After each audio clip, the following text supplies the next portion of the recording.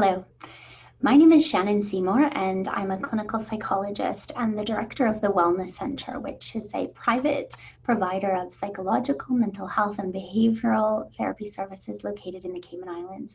I'm going to talk today about understanding some of the mental health implications related to the recent COVID-19 pandemic. We're going to cover topics that look at what's happening in our brain, how we can support ourselves, and how we can help the children that are in our lives as well with managing the experiences that they're having at this time. So I'll just get started. Let me share my screen.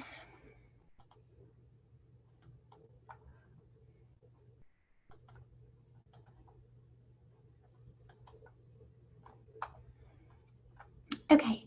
So like I said, the topic is understanding the mental health impact. And I know we've talked an awful lot about the public health issues, and we've learned an awful lot about infectious disease, and we've learned an awful lot about how to prevent COVID disease and the spread of the virus. And what we're going to focus on today really is a couple of key points. So we're going to talk about understanding our brain's response to stress.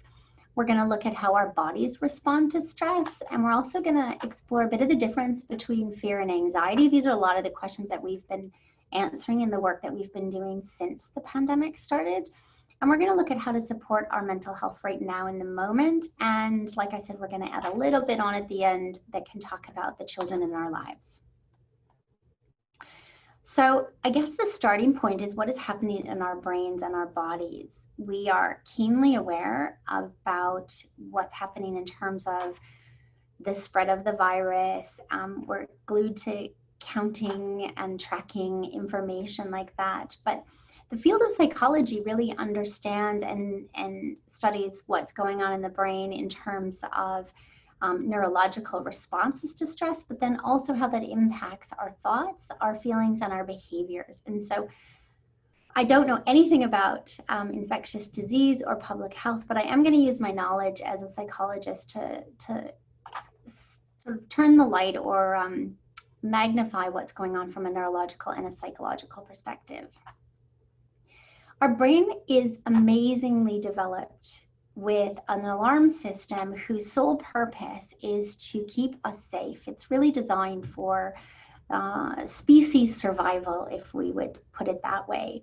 It's the part of our brain that we share with all other mammals, and it's the part of our brain that regulates the automatic system. So those things that you're doing right now as you're sitting listening to this talk are the things that the limbic system regulates. It regulates things like our heart rate, our respiration, our digestion. It regulates our blood pressure. So those things that we're doing right now without thinking about them, we're breathing, we're digesting, our heart is beating. Those are the things that this part of our brain regulates. And also within this system is something called the hypothalamus, which is really an important part of our alarm system. This is an extremely complex part of the brain. And so the neurologists, people who study this for a living in great detail would talk a lot about each of these individual components. But really what's important for us to realize is that there's this amazing built-in alarm system in our brain, and its sole purpose is to keep us safe. And we're going to sort of anchor the rest of our talk based on this system because it's really what's happening in our brains right now. So because we have this limbic system, we have this amazing capacity to sense danger, to sense when there is perhaps a threat around us, something that we need to pay attention to, and possibly something that we have to take some action in terms of preservation of our life and safety. And I love this picture of the zebra with this sort of slowly approaching predator. That lion is sort of inching slowly forward. And I feel like this has been kind of my theme picture throughout COVID-19. I've definitely felt like part of that zebra pack. And there's this thing, this entity, this disease or this virus that has been in our environment. It's around us, and we're paying very, very close attention to it.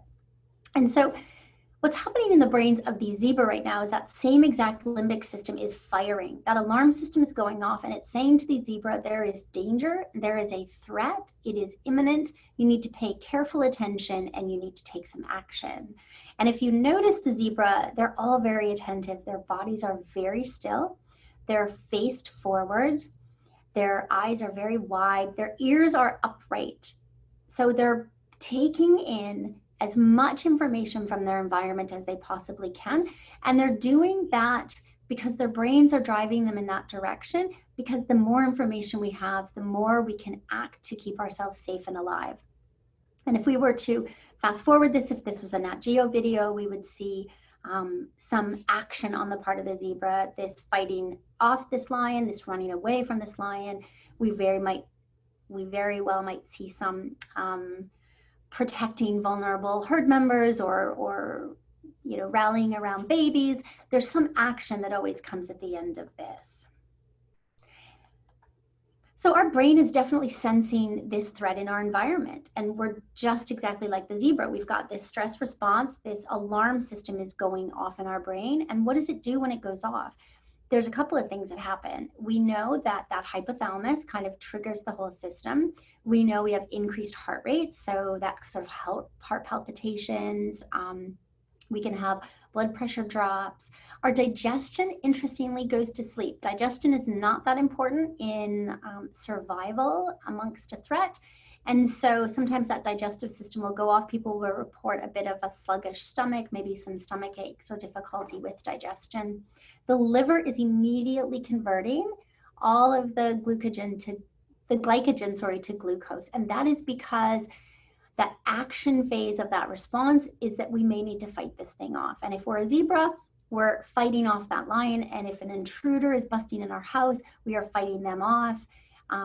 This is the sort of the thing that allows us to lift cars off children. In those moments of high stress, we have this incredible burst of energy, and it's because the liver immediately starts to say, hey, where's all the energy sources? This body's going to need as much energy as it can get right now. We know that our bronchial tubes and our lungs might dilate. We might feel that sort of shortness of breath, that shallow breathing, that rapid breathing. And we also know that the little guys in the middle, the adrenal glands that kind of look like little kidney beans, they live for this. This is their moment to shine, and they are pumping out tons of stress hormones. Those are things like adrenaline that keep this whole system going, and cortisol, which keep this whole system going. And so they really are sort of in the spotlight at this moment. They are pumping out all of these stress hormones so that these different systems within our body can start to respond and get us ready to survive. And so that is a sort of an introduction of what's happening in our brains, what's happening from a physiological perspective. And now I want to talk a little bit about what happens when we stay in this stress response system, because unlike those zebra, there's going to be a few things that might be the outcome. One, they're going to get away, they're going to fight back, and the lion's going to take off, or they're going to get eaten. And so that's not the case for us right now. We're not in this sort of short, immediate danger. We are in this threat that is continuing to linger, and it's continuing to keep this stress response activated. And I think that's what makes this really important, that we understand. There are different types of stress. And the interesting thing is our brain doesn't know what the danger is. It just senses it and it responds. And so we can have that part of our brain triggered when we're feeling really nervous about a job interview, or we're feeling really scared about competing in some kind of competition, or we've got to do a presentation that we're feeling a little bit like worried about. And so we can have this same activation of that stress response system even when things are good, even when it's things that we want to be doing. And so we call this positive stress. These are brief, mild activations of that stress response system. And they usually cause us at the end to kind of feel this sense of accomplishment. We feel like, I did it. You feel very sort of satisfied with yourself. And it can be an important part of growing as a person to be able to experience that stress, but persevere through it and then feel the sense of accomplishment at the end. We also know that we can have things that we call tolerable stress. This is when that limbic system, or that alarm system, is activated, It's more serious than positive stress. It's typically not long, but it's activated temporarily, very serious, and usually buffered by support systems. So this is things like maybe the end of a relationship, the loss of a job, the death of a loved one, maybe you're facing a major medical illness. These are sort of tolerable stresses. These are difficult periods in our life where that stress response system is activated, but the support of people around us really helps get us through it. And then we have what we refer to as toxic stress. And a lot of the knowledge that we have about this issue of toxic stress has come out of our research related to trauma. And we know that toxic stress is that prolonged activation of that stress response system. So it's like that fire alarm in your building is going off and it's not turning off, right? It's continuing to squeal. It's continuing to be triggered. And so where COVID-19 is going to fall, is it going to be a tolerable stress? Is it going to be a toxic stress? We're not sure yet. A lot of it has to do with how we respond and what we do to support ourselves, our families, and one another. And an important thing to think about, the difference really tolerable stress is toxic stress, that it often is the absence of protective relationships. And so we historically would think of things like toxic stress as war, as living in extreme violence, living in extreme poverty. We think of situations like child abuse, where or extreme poverty, where there is no reprieve to that survival mode, that your brain is kind of constantly activated in that survival mode, and there really is no time in which you are regulated, calm, and feeling safe. And what we're trying to do with this presentation is to equip people to prevent this current pandemic, which we know is already prolonged, from becoming toxic stress in our lives and in our community. So how do we typically respond to stress? We know that there are kind of 4 quadrants of stress response, and these kind of are the world of psychology, the 3 of them. We know physical, that obviously is things like a racing heart, sleep disruption, headaches, stomach aches. These are the common things we're certainly hearing about from people, and we're also experiencing them ourselves, given that we're going through this pandemic at the same time as everybody else. We know from a cognitive perspective, we're hearing reports of things like poor concentration, racing thoughts, forgetfulness, just a general sort of decline in mental acuity. So people, and I'm experiencing that myself. It typically might take you an hour to write something, and now it's taking you 2 hours to write it. Or something that you can, sometimes get done quickly is taking just a little bit longer. That sharpness of our ability to process information, make cognitive decisions, is a little bit sluggish. We also know from an emotional perspective, we're having a great deal of fear and a great deal of anxiety. There's this maybe a sense of dread, not really knowing what the future is going to bring. Some people are experiencing a lot of irritability, and for some that's leading to aggression. So those are kind of common emotional responses in times of high stress. And behaviorally, we often avoid the things that make us stressful. If we've got this really stressful meeting with somebody, if we've got this appraisal meeting coming up, if we've got this major conflict going on in our families, we often avoid those things. So behaviorally, we often avoid. It's sort of like running away from the lion, right? We want to distance ourselves and get away from that threat. We sometimes withdraw. That's kind of around the same lines. And so these are typical stress responses. And so I'm sure many of you can identify 1 or 2 or many that you've experienced, or maybe that you've seen play out in the lives of family or friends. This is a slide I wanted to put up only because it really speaks to kind of what we understand are acute stress responses. We know when that alarm system goes off, there is usually 1 of 2 things that's going to happen. We are going to immediately be compelled into that fight or flight response. And if you think about our zebra picture, they were kind of getting ready. You could see that there was a sense of, we are going to run off, we are going to fight back, and they were probably gathering as much information as they could from the environment to help them decide what they were going to do. For us, it tends to be based on our histories, probably our genetics, maybe our neurological starting point or temperaments. And so what we do know is that people tend to have one of two responses to acute stress or periods where they feel under threat. That is a fight or flight response. And you'll see in the orange box things like maybe feeling anxiety, feeling overwhelmed, maybe kind of being a bit chaotic. We see a lot of emotional outbursts, just feeling out of control of your own emotions, I guess, aggression. Some obsessive compulsive behaviors often can start here, overeating, impulsivity. We were certainly seeing a lot of that in the beginning with some of that sort of compulsive shopping. At the other end of this spectrum is the freeze response. And we've really learned a lot about the freeze response from some of the researchers that have been looking at people that have experienced a lot of trauma in their childhood. And that freeze response is sort of that, it really just is that, it's that frozen state. It's almost a separation from the world around you, the disconnect between maybe what's going on and how you're feeling about it. So people report maybe feeling shut down, maybe a bit numb, maybe on autopilot.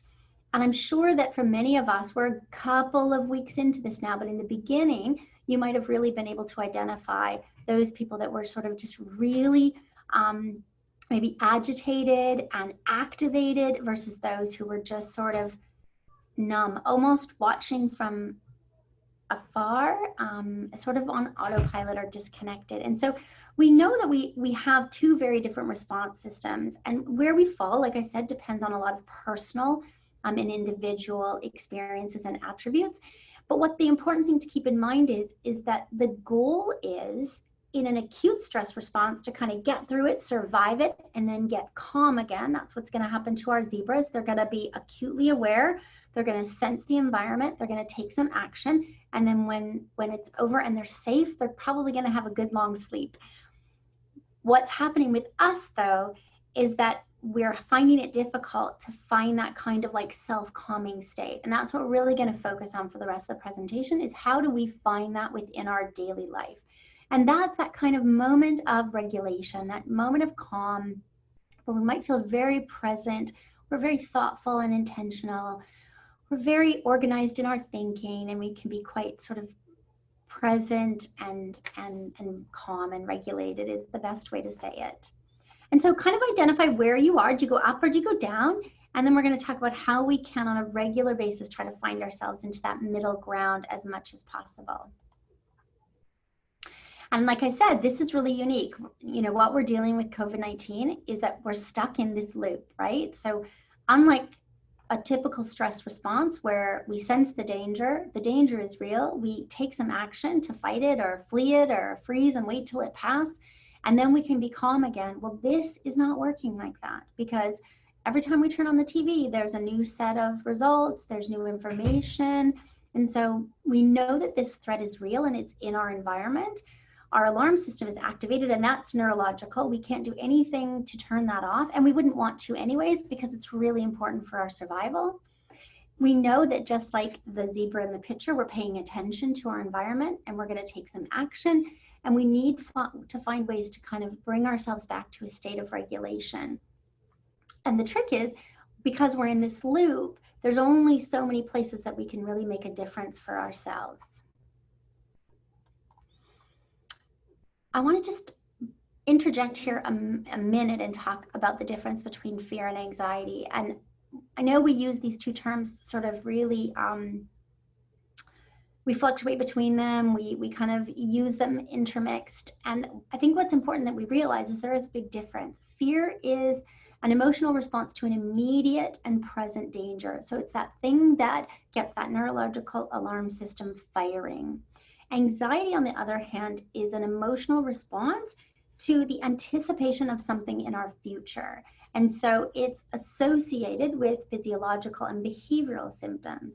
And so we have fear, which is imminent, immediate, present danger, and anxiety, which is typically an emotional response to some fear or anticipated threat, something that we think is going to happen in the future.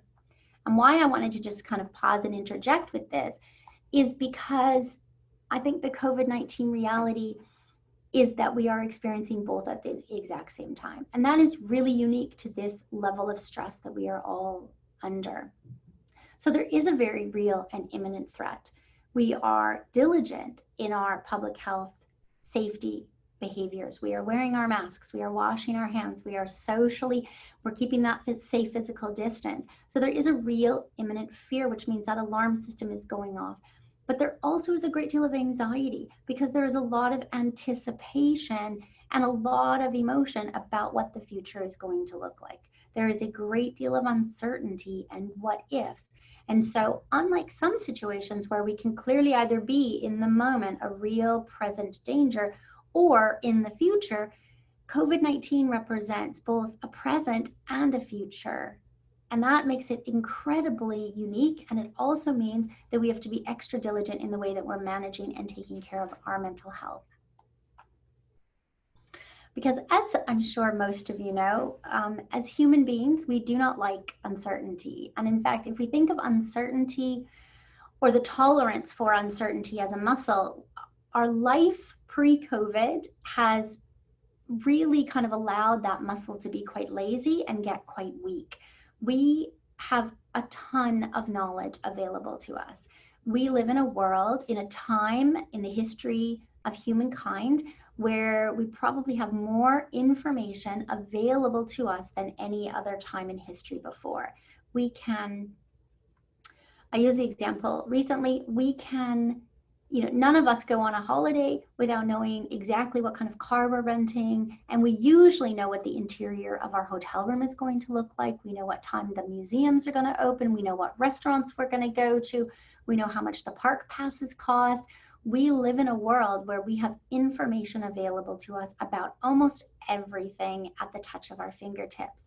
And so we are quite used to that level of information. And when we are sort of catapulted or thrust into a moment of great uncertainty where the information just doesn't exist, it creates an extreme level of distress, and it can increase that fear and it can increase that anxiety that we're all feeling. Another thing that is very unique to COVID right now is that if we go back to the picture of the stress response system where we looked at the adrenal glands and they were pumping out all of those stress hormones, we also know that oxytocin is a main stress hormone. And it's a hormone that is produced, it really has this amazing kind of capacity for survival because it draws us to people. They talk about it maybe being the social stress hormone. It's very, very elevated in the bloodstream of women that have just given birth or to new parents who are nursing or feeding their baby.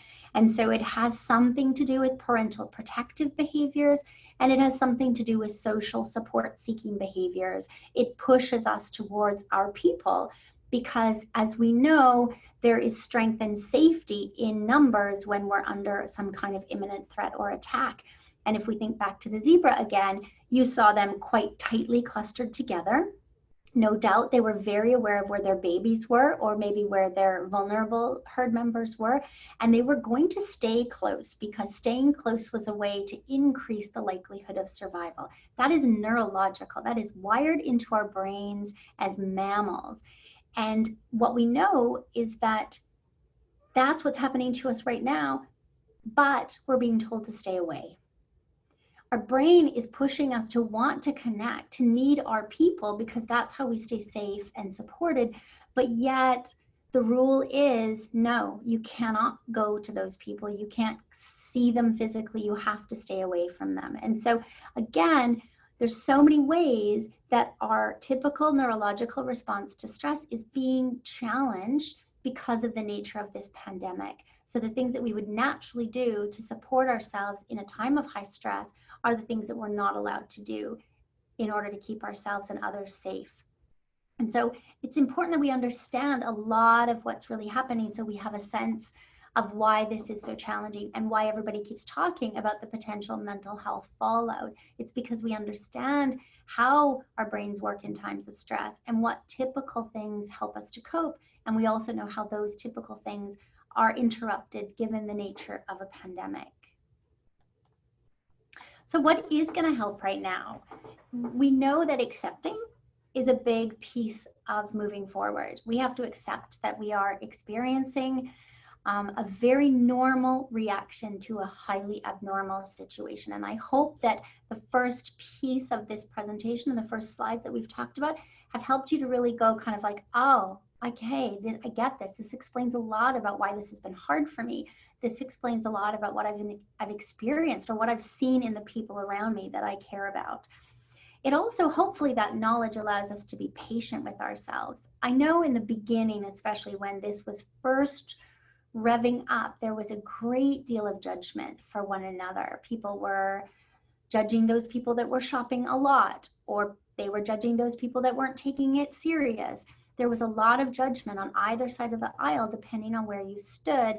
And so being patient with one another is really, really important as we continue to move forward. Being flexible. I think what we've all learned in the last couple of weeks is that what is true today might be different tomorrow. And so we've learned to sort of live very flexible, one day at a time, maybe from one press conference to the next, one set of regulations to another. And that flexibility is really critical to allowing our brains those moments of regulation and calm so that we can continue to move forward. If you are somebody who struggles with flexibility, who likes to know, who likes routine, who likes structure and consistency, then be aware of that. Be aware that you are more vulnerable because of the nature of what's going on right now, and find some ways to embed predictability into smaller moments of life. And we know that we need to be preventative. This is a really important message. The public health message has been that if we wash our hands, we stay 6 feet away from each other, and we wear a mask, we can save lives. And we're seeing it happen in our community. So small, tiny steps that we've all been taking collectively has guarded against our physical health. And the same needs to be true of our mental health. Small steps that we can take are going to make the biggest difference in how our brain weathers this storm and how we come out of this pandemic from both a health care perspective, but also a mental health care perspective. So what do we have control over? This is where we always have to start when we're looking at developing a plan to take care of ourselves. What do we have control over? We do not have any control over this threat unless you're a world famous scientist or you're working on the vaccine. Most of us are at the mercy of the coronavirus, and we are not able to impact it at all. We're also not in control of this neurological alarm system. It goes off. It's prehistoric, it's adaptive, and that is a part of our brain that we can't change. And so what we can do, what we do have control over, is the attention and action and regulation parts of this cycle that I talked about being stuck in. We can focus on what we pay attention to, the actions that we take, and how we are regulating ourselves and our brains in the months ahead. And so attention, my COVID-19 dashboard's a little bit behind. But the general message is that we really need to manage our information intake. I know in the beginning this was really hard. And when I talked about this stuff 10 weeks ago, it felt impossible. I feel like we're all getting a lot better at this now, and we're starting to see the value of limiting our information, of finding really reliable sources, on staying away from that kind of shock information. One of the things that we've talked a lot about is looking at the whole truth. We can't fool ourselves. We can't just look at the positives. We have to look at the reality of a situation. Our brain is demanding that, right? So what we're going to look at if we were looking at our COVID dashboard is we might think, oh gosh, 9 more positives. And I know there was a child that was positive yesterday. And so that is scary information. But also looking at the number of people that are tested and the number of people that are recovered and the number of people that have been negative. And so it's not focusing on only one part of the truth, it's paying attention to the whole truth and letting the positive stuff, the relieving stuff, the fact that so many people are negative, the fact that so many people are recovered, the fact that our hospital is empty, weigh heavy. Let that resonate with us. Let's pay attention to that as much as we pay attention to the positive cases or the symptomatic cases. And so paying attention means really focusing on the whole truth. What action can we take? I'm sure we've all sort of fallen into some of this already by now, but we really need to create some routines for work and school. If you're feeling 8 or 9 weeks into this, or 12 weeks into this, I guess, that you're still struggling with some routine, then really pay attention to that. That is urgent, that we kind of get some kind of routine going on that includes exercise and healthy eating and taking care of our hygiene and our sleep hygiene.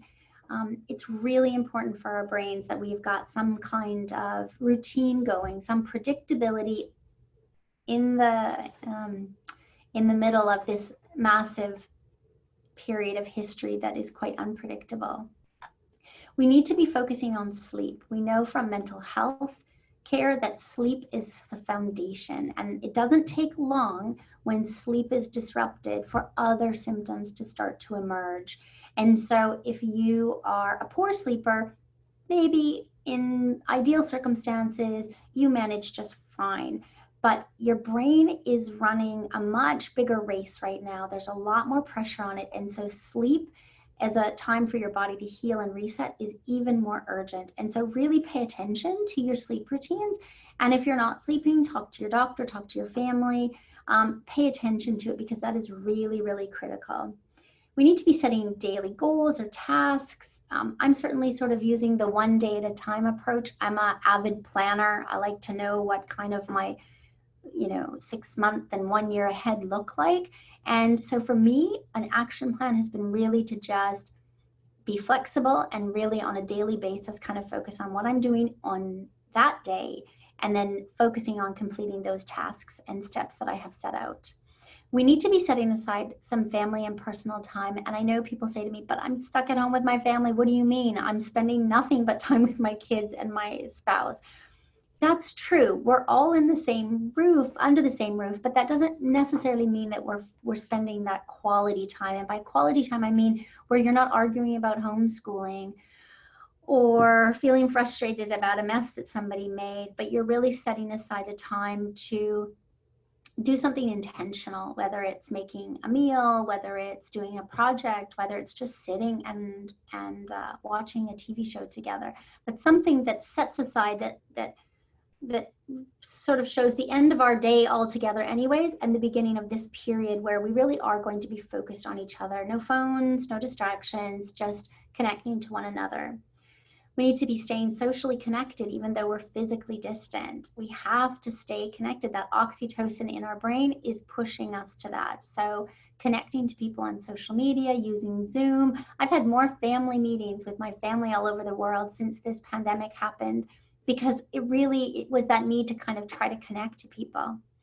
We need to be following, obviously, all of our public health advisories and feeling good about that. And some people have reported things like journaling or keeping a scrapbook or just kind of documenting their own experience through this pandemic as really helpful action point that they've been able to take.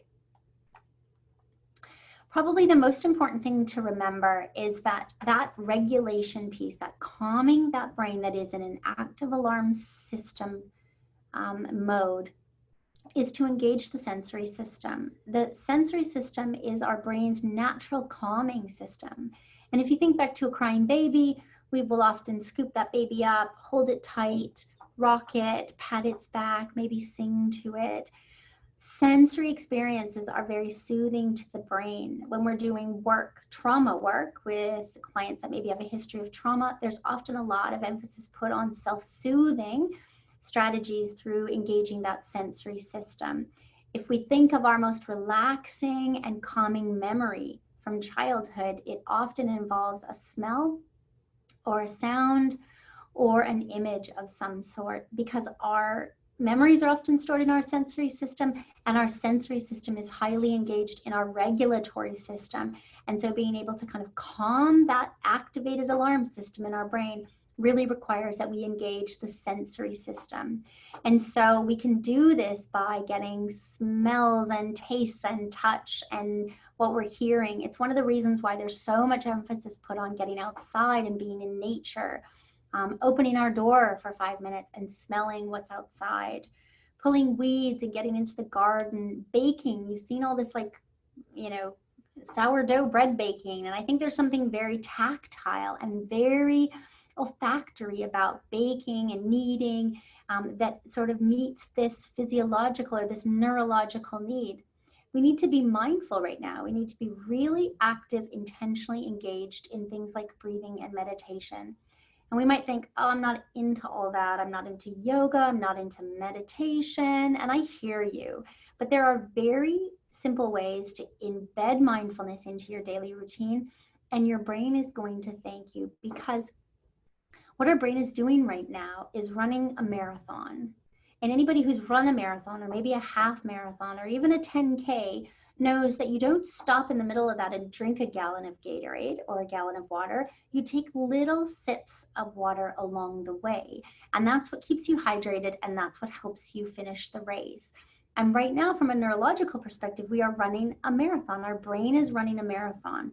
And what we need to be doing for it is not these grand gestures, not running into therapy, but taking moments, little tiny breaks along the way to let that brain alarm system just quiet and calm for a couple of minutes, knowing we're stuck in that cycle, knowing it's starting back up again, knowing there'll be more information tomorrow that might trigger it again.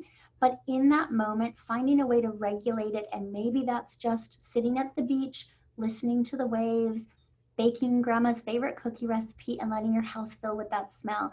Those are the small things that are going to make the biggest difference in determining whether or not this current situation is something we look back on and remember as a stressful situation, but something we got through, or is it something that has now become locked in as toxic and is causing all kinds of other mental health problems moving forward. This is a great example of mindfulness. And I've linked it to hand washing because we have realized that we can save lives by the simple act of hand washing. And I think we can stay physically healthy by hand washing, and we can stay mentally healthy by having moments of mindfulness.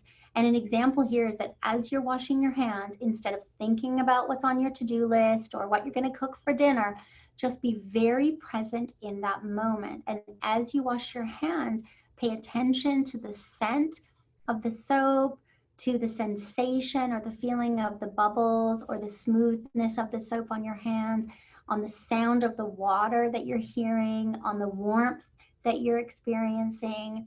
And taking that few minutes to wash your hands is not only physically keeping you safe, but it's neurologically and it's psychologically helping that brain to regulate for that moment in time. And that is going to go a very long way in managing the stress of COVID-19. Another one to think about is the square breathing. And we've probably all heard ideas about this or various variations. And the idea really is that we kind of breathe in for a count of 4, we hold for a count of 4, we exhale for a count of 4, and we pause for a count of 4, and then we start the square again. And I would suggest that we're doing this on an hourly basis. I would suggest that we're teaching our kids to do this. Maybe we're stopping, and before we say grace at dinner, we're doing 2 minutes of square breathing so that we're modeling and teaching our children how to do this. This is a really great activity. If you've never done this stuff before, it's okay. I think Dr. Lee keeps saying, if you're a smoker, stop smoking. It's going to help you. The same is true if you've never done meditation or mindfulness or yoga. It doesn't matter. Any little bit that you can do right now is going to help your brain. Affirmations are fantastic. They're great ways of giving ourselves a moment of information. It's refocusing the attention of our brain onto something that can help to regulate us. So it might be, I can do this. I can get through today. I'm okay. We're all healthy. Whatever that affirmation is, write it down on a sticky note, scratch it on your hand, stick it on a workspace where your stressed out partner is, or maybe your worried kids are.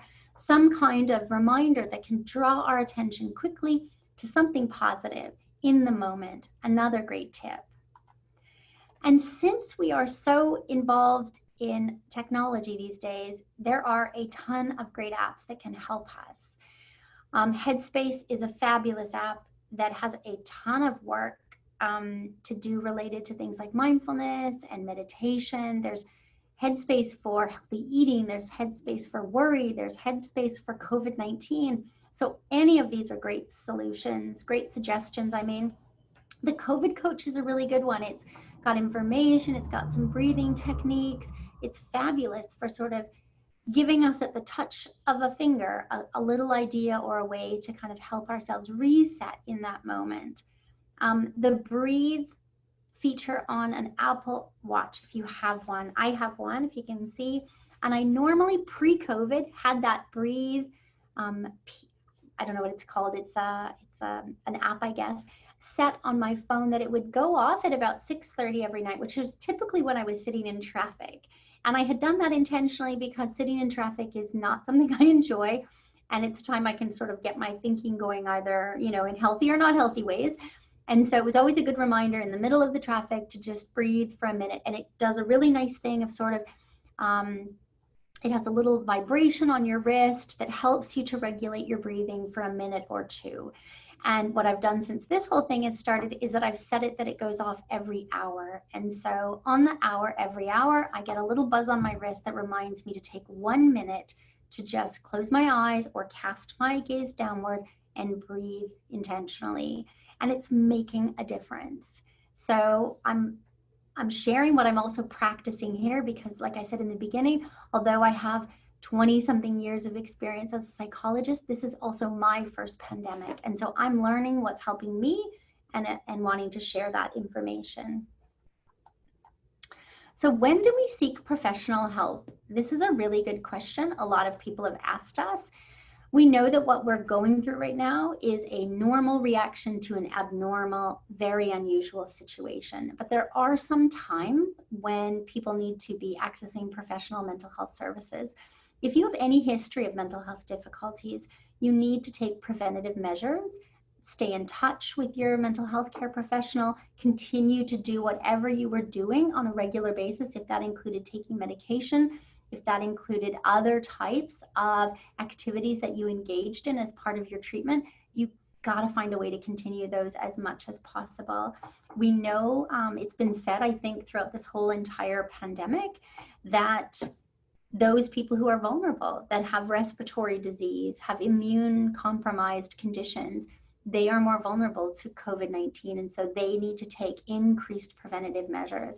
And it's no different in mental health. Those who have an increased risk of mental health difficulties need to layer up their prevention right now. So layer up the breathing and the relaxation and the social support and continue on your treatment program. If that included medication or therapy, stay connected to those people and to those things that were part of your treatment before.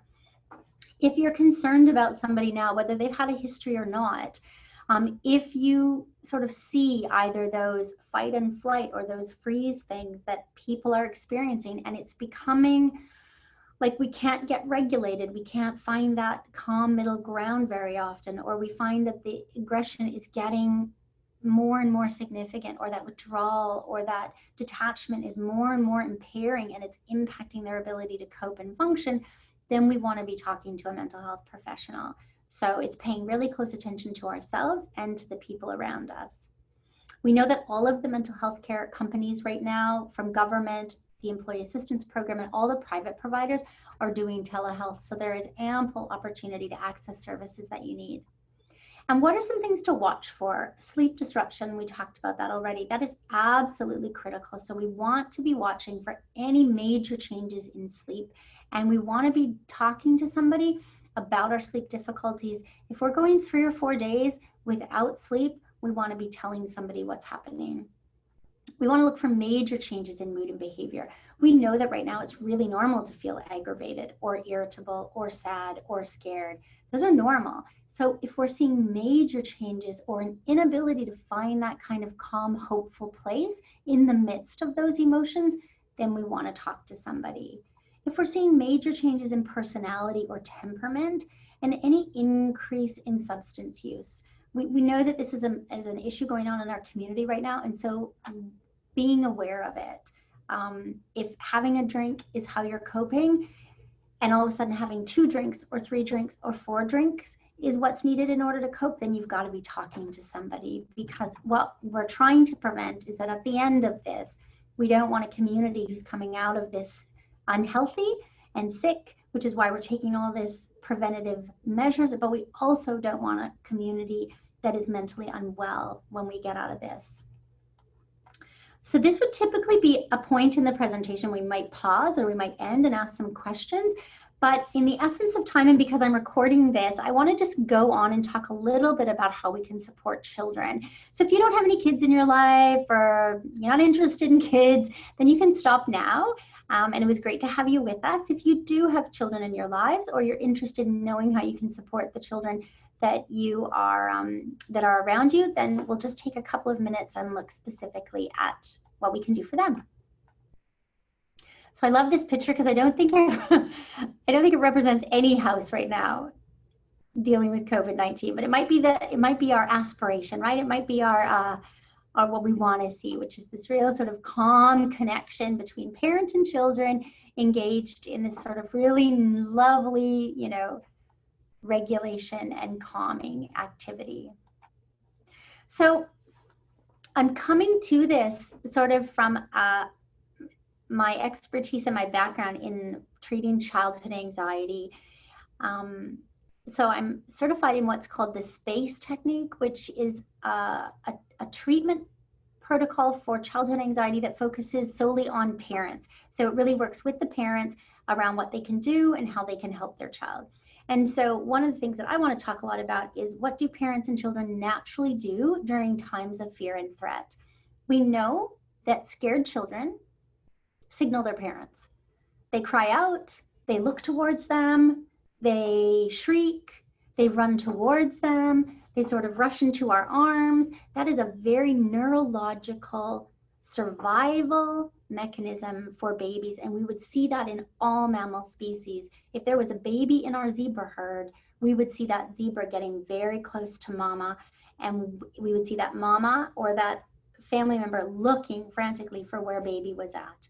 So we know that scared children naturally signal their parents and seek support and reassurance from them. And we also know that parents of scared children naturally are compelled to protect.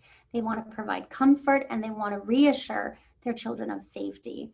And I think we saw this in live action when this pandemic was first breaking, and there was certainly a great deal of anxiety and fear amongst those parents whose children were off island, and myself included.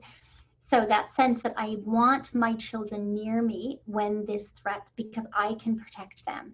That was a very sort of, we also saw it after the earthquake. Anybody who was maybe here for the earthquake, there was this almost an autopilot need to collect children, to get to children. And that's because our brain is telling us to do that. This is very much wired into the neurology of that alarm system, and it's designed for the survival of our species. And so parental protection is really functionally adaptive, and it's something that exists in all mammals. And it's a beautiful thing, but it's also something we have to be really aware of right now, particularly related to COVID-19. We know that the parent and child fear response cycle are linked. We know that a scared parent protects their child and a scared child rushes to parent. And so we know that the brains of parents and children often activate at the same time, or the activation in one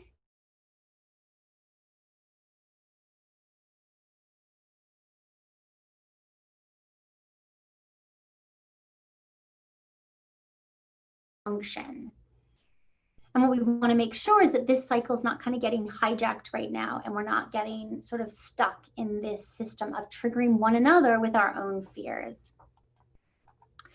So what are some of the things we're hearing from parents right now? And what are parents reporting sort of in their children? We're seeing a lot of regression in toddlers. So we're seeing little ones who maybe could feed themselves. They don't want to feed them. They want to be fed now. One of the little ones that were potty trained are now back in diapers. We might see children who are really good sleepers all of a sudden requiring a great deal of support to fall asleep. We see a lot of whiny or clingy behavior, and we might see a lot of tantrums or an increase in tantrums. And I think what's important to remember is that all of this, just like all of what's going on in our own behavior and emotions and cognitions, are completely normal. And so we're not looking at these as problematic behaviors. We're looking at these as signs that this child is under a great deal of stress. And so we're really just looking at them to acknowledge their experience and to recognize that they are equally alarmed by this current situation. In childhood, we see a lot of worry. We see a lot of questions, right? We might see poor sleep. In fact, I think a lot of kids around the world are really unregulated in terms of their sleep right now. We might see from kids in middle childhood a lot of complaining or boredom, right?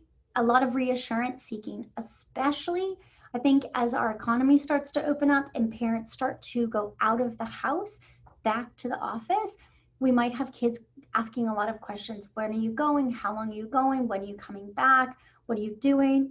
Those sorts of things. They're asking a lot of questions to get the reassurance. What that is it's their way of kind of calming their own alarm system. They're feeling scared. And so by seeking that reassurance, it helps them to kind of reset themselves to a place of calm. We see a lot of kids sort of with controlling behavior. This is another way that kids often try to create some calm and make sense out of their world. When it's kind of feeling chaotic, they'll often increase their controlling behavior. So maybe more demanding of siblings, of parents. And we see the emotional outbursts. And I think that's consistent along the whole developmental pathway. It's in us as adults, and it's certainly present in children. Our teens are withdrawn. They're very socially connected. Which means they're really engaged in their phones and in their online gaming and to their friends. They're also really struggling with sleep regulation. I'm hearing about teens up all night, falling asleep in class, and it's really hard. It's really hard to try to get a handle on this when you yourself as a parent might not be sleeping well or might be staying up much later than usual. We're seeing a lot of overeating in teens. That's another self-calming behavior. They might be irritable and frustrated, and they're challenging all of these rules around not being able to go out, not being able to gather. Adolescence is a time of independence and autonomy seeking, right? And a normal sort of mindset of adolescence is this sense of nothing bad can happen to me. And so it makes sense that they would be challenging these rules or feeling like, oh, we're overreacting here. And so all of these, again, not that they represent a problem, but they represent a normal reaction to a really abnormal situation. But just like us, and we want to be monitoring ourselves and recognizing when what is a normal reaction is starting to become more problematic.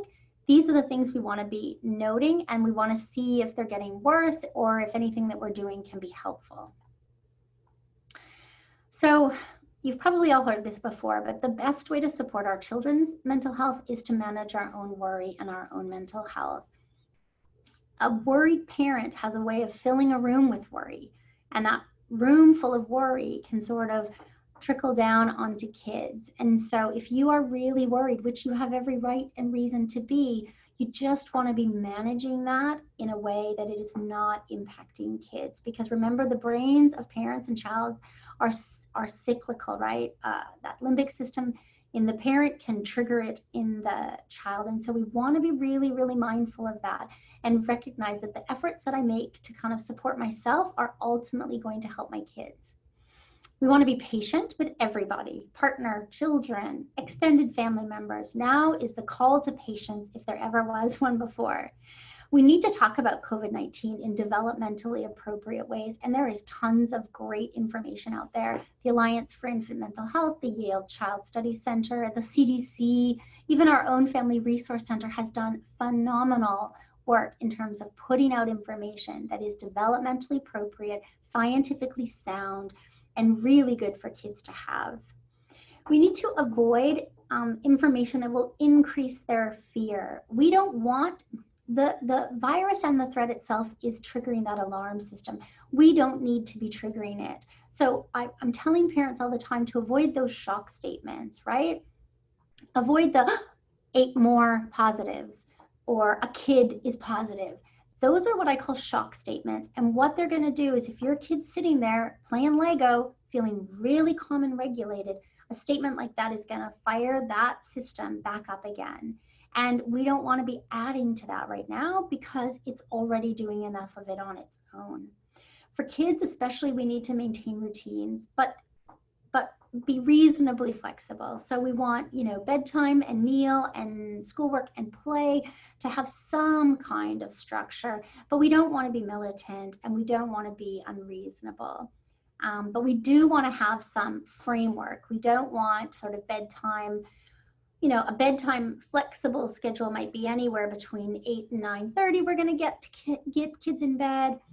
But we don't want it to be kind of like anywhere between 8 and 3 in the morning, we're going to get kids in bed. So we want to have some flexibility, but we want to have some structure as well. I think it's important that we maintain behavioral expectations. I know in times of stress, it is natural to kind of want to loosen up the rules. And I think a certain amount of that is really healthy and very appropriate. But what we have to realize is that when the world is kind of in chaos, consistency helps kids to feel safe. And so if the rule was you don't eat on the couch, then I think it's really important that the rule continues to be you don't eat on the couch. Because while everything in their life has changed, if we stay with the rules in the house, it's going to help them to feel a sense of predictability, a sense of normality. And so if you're not allowed to kick your brother, you shouldn't be allowed to kick your brother just because it's COVID-19. We can talk about why we're stressed and angry, but the rule is still the same. And so I think consistent rules related to doing chores or related to whatever the rules and the values of your house are, I think sticking to those and not maybe falling into this rut that like, oh, they're really stressed out, so we don't want to be hard on them. We don't want to be hard on them if they're feeling sad or they're finding schoolwork difficult. But being consistent with the rules that were in place before, I think, is a really loving and important way to give them the structure that they need to feel safe. Chores can bring a sense of routine, so get them involved. Get them involved in peeling potatoes. Get them involved in making their own bed. Get them involved in walking the dog and scooping the poop. Those chores can be really good. They can engage the sensory system, which we know is calming, and it also can be predictable. It also gives them a sense of helpfulness. There isn't a lot kids can do right now to be helpful. And so having some chores around the house can be a way for them to help the house. And that makes kids feel really important, and it helps them to feel like they've got a role to play in this. Obviously, I think we've said this before, focus on sleep, nutrition, and movement. Kids have to get outside. They have to move their bodies, break a sweat, ride a bike, jump on a trampoline. Thank goodness we can go swim again at the beach. We need to get them off their technology and out into nature, even if it is a fight. Because if it's a fight now, it's going to be a bigger fight in September. So we need to start battling some of these routines already and breaking them down. We need to play with them and be present, and we need to encourage free play, art, music, less structured play. We know that we've got to be really structured around things like chores and rules and schoolwork. So when they're playing, it needs to be really free and natural. We want to be offering lots of reassurance and support, but I want you to be watching for frequency and helpfulness. And what that means is if I'm feeling scared about something and I turn to you and say, is this going to be okay? And you reassure me and say, yeah, we're okay. That should be helpful to me. And I shouldn't be right back looking for that reassurance the next moment. And so reassure your kids. That's your role as parents. You're wired, your brain is wired for it. Even if I told you not to do it, you couldn't stop yourself. But watch for the frequency in which they need that reassurance, and watch for whether or not your reassurance is helpful. And if you're finding that they are increasingly seeking reassurance, lots of questions, lots of worry, and no matter how much reassurance you give them, it doesn't seem to be helping them, that's where we're really concerned about kids, and that's where you might want to start talking to a professional. And we need to really connect with our teens. Let them pick a Netflix series, even if, it's torturous to watch it with them, game with them. I've talked to quite a few parents who, for the first time, have actually sat and watched their kids play an hour of video games. And it's been really important for that kid to feel connected and engaged, for that parent to better understand exactly what's going on in that bedroom when they're gaming, so that they can make decisions around how that gaming fits in with their values as a parent. And when to seek professional help for kids, I think we talked a little about it again. If you've got kids with a history of mental health problems, same exact thing, keeping consistent with that. We know it's been harder for kids to access telehealth, especially if they were doing more play-based interventions or hands-on therapies, but there is still a lot of wonderful work that's going on. There's a lot of wonderful resources. So if you are worried, ask for help. If you're concerned about other members of your family, I think the most important thing is to be willing to ask for that support. Because what we know is that it is the small things that we're doing to find ourselves in that green, calm, regulated zone on a moment by moment basis, because we know this cycle continues. And it's also making sure that we're taking really good care of ourselves so that we can take care of the children in our lives. And this is some ways that you can connect with us by phone or email, or check out our website. And you can also follow us on social media. And we've been posting lots of sort of tips for mindfulness or parenting tips throughout this whole experience. And we'll continue to do so as we given that this is a fluid and an ever-evolving situation in our community right now. So thank you for listening. I hope you found this helpful. And if you have any questions, feel free to reach out to us. Thank you.